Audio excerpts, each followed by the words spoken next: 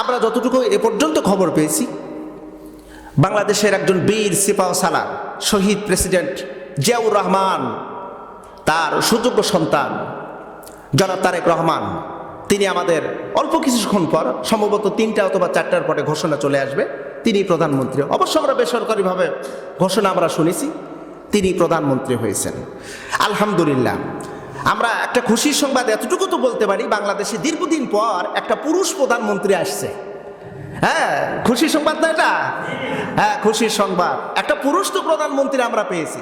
তবে তার একটা ঘোষণা আমরা শুনেছি, নির্বাচনী ইস্তেহারে তিনি একটি কথা বলেছেন, বাংলাদেশের সকল ইমাম মুয়াজ্জিনদেরকে তিনি সরকারি বেতনের আওতায় নিয়ে আসবেন। আমরা তার এই বক্তব্যকে সাধুবাদ জানাই। এবং তিনি আরো বলেছেন, মদিনার সনদে এই রাষ্ট্র পরিচালনা করবেন। আমরা খুশি। কিন্তু আল্লাহ পাক রব্বুল আলামিন বলেন, ওয়াল্লাহ আসফি, সময়ের কসম, ইন্নাল ইনসানা লাফি খুসর।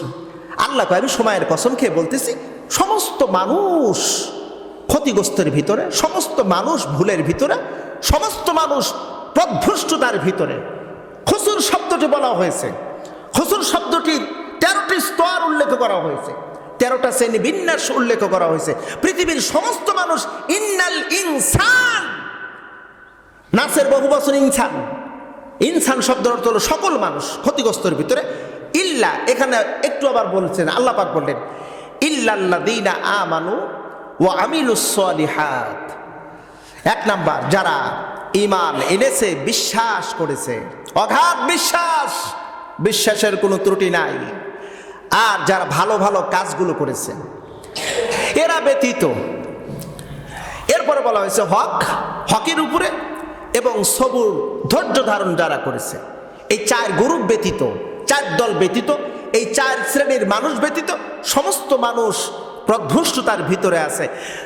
আমার আল্লাহর কথা জোরে সোরে বলতে হবে, কথাটা কার? প্রিয় বন্ধুরা, আজকের মতন এতটুকু। পরিশেষে একটি কথা আপনাদের খেদমতে আরজ করতে চাই। গতকাল বাংলাদেশে একটি নির্বাচন হলো।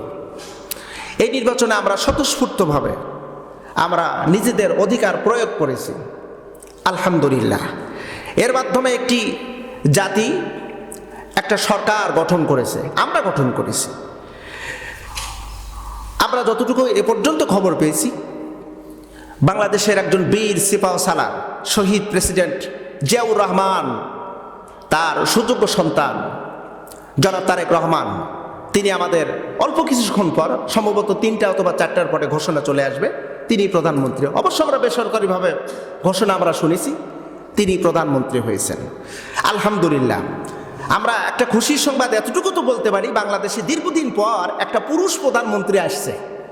হ্যাঁ, খুশির সংবাদ না এটা? হ্যাঁ, খুশির সংবাদ। একটা পুরুষ তো প্রধানমন্ত্রী আমরা পেয়েছি। তবে তার একটা ঘোষণা আমরা শুনেছি, নির্বাচনী ইস্তেহারে তিনি একটি কথা বলেছেন, বাংলাদেশের সকল ইমাম মুয়াজ্জিনদেরকে তিনি সরকারি বেতনের আওতায় নিয়ে আসবেন। আমরা তার এই বক্তব্যকে সাধুবাদ জানাই।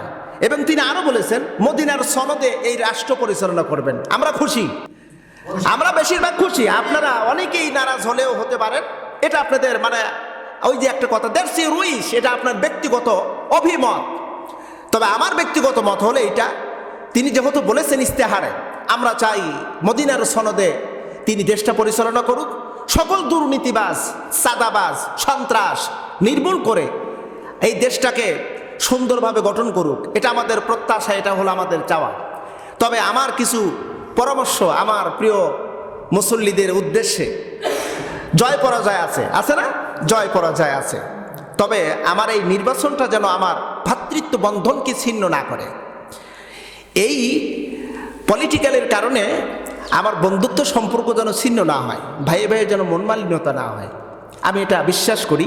কারণ এটা একটা মাঠ, খেলার মাঠ, খেলার মাঠে জয় পরাজয় হবে, একজন জয় পাবে আর একজন হারবে। আমরা বিজয়ীরা যেন পরাজিতদের উপরে জুলুম না করি, জালেম যেন না হই, এটা হলো আমার পরামর্শ। নাকি এটাকে আমি ভুল বললাম? হ্যাঁ, আমাদের তো এখন যদি কোনো ভাই মারা যায়, দেখা গেল যে আমার বিরোধী দল, ও আমার এন্টি, ওর জানাজায় আমি যাব না বা ওরে আমি কাঁধে নেব না, এমনটি কিন্তু হয় না। আজ মরে গেলে ওর লাশ আমি কাঁধে নেব, ওর জন্য আমি দোয়া ইস্তেগফার করবো, ওর জন্য আমি চোখের পানি ফেলবো, আমি ওর জন্য দোয়া করব, ভালোবাসা যে আছে না।